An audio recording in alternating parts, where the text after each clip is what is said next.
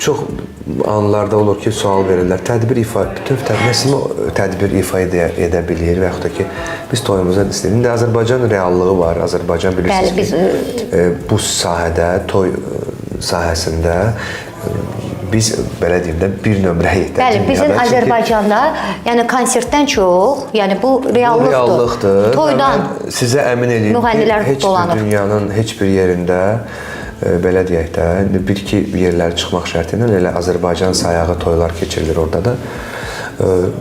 Belə bir toy adət-ənənəsi yoxdur. Bəli. Bu nə edə ki, pisdir, çox gözəldir.